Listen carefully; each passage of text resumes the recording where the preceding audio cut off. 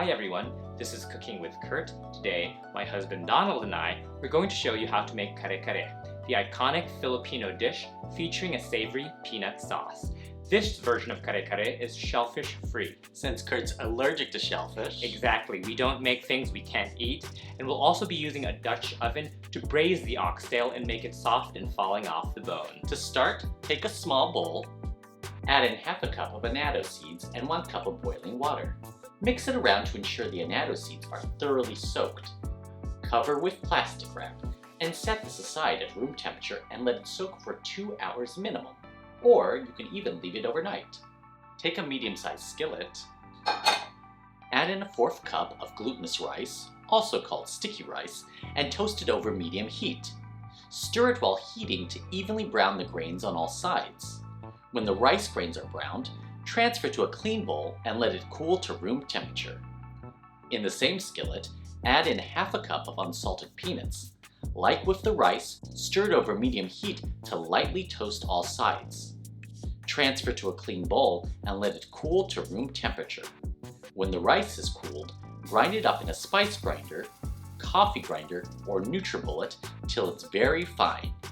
Do the same thing to the toasted peanuts. Set the toasted ground rice and toasted ground peanuts aside. The toasted ground rice and peanuts will be used later to thicken the sauce. Next, we're going to start the braise. Preheat your oven to 325 degrees Fahrenheit, then take a 5.5 quart Dutch oven over your stovetop and heat it over high heat for 3 minutes. Add in 3 tablespoons of vegetable oil and let the oil get very hot. When the oil is very hot but not smoking, sear 4 pounds of oxtail, doing this in 2 batches to avoid overcrowding. Sear each side of the oxtail pieces for 1 minute, allowing all the surfaces to caramelize. Once the oxtail pieces are seared on all sides, transfer them to a tray lined with paper towels, and do the same thing with the second batch.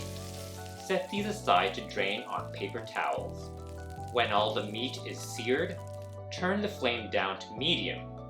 Add in 1 yellow onion, diced, 1 bulb of garlic, minced, and 2 bay leaves. Saute for 5 minutes till the garlic is browned and the onions have swept down. Try to scrape and deglaze any brown bits on the bottom and sides while sauteing the onions and garlic. After 5 minutes, add in 3 tablespoons of soy sauce and 3 tablespoons of white vinegar, and let these liquids cook off for 2 minutes. To note, traditionally fish sauce is added, but since I'm allergic to shellfish, we use a mixture of soy sauce and vinegar as a substitute to provide that nice balance of salty and sour.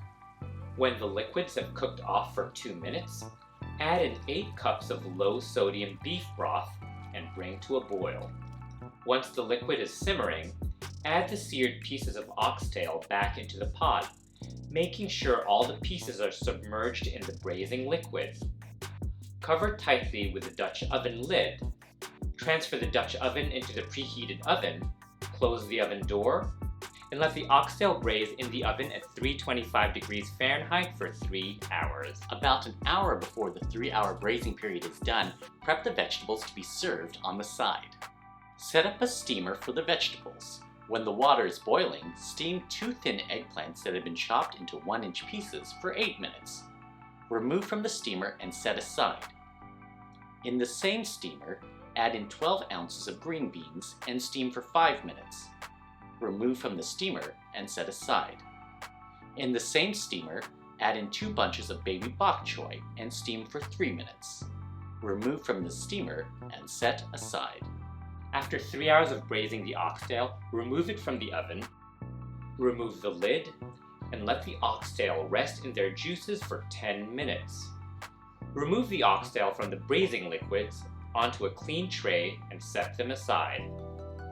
Remove and discard the bay leaves at this point.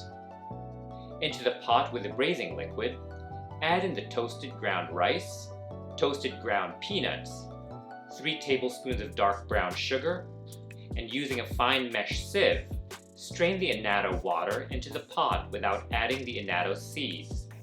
This will add color and a subtle flavor to the dish. Annatto, also called achuete, is known for having a subtle flavor, slightly peppery, sweet, and nutty, a little bit like nutmeg. Whisk these ingredients in thoroughly so that everything is well combined and the mixture is homogeneous, avoiding any lumps. Turn the heat onto medium heat and let it come to a boil, continuing to whisk to remove any lumps. Be sure to mix and scrape the bottom to prevent the ground rice and peanuts from settling and burning at the bottom. Once it's simmering, turn the heat down to medium-low. Add additional salt and pepper to taste. We like to add in half a teaspoon of kosher salt and half a teaspoon of ground black pepper.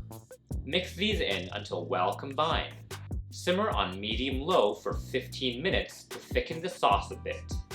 Plate the oxtail over freshly steamed jasmine rice, adding peanut sauce with the steamed vegetables on the side.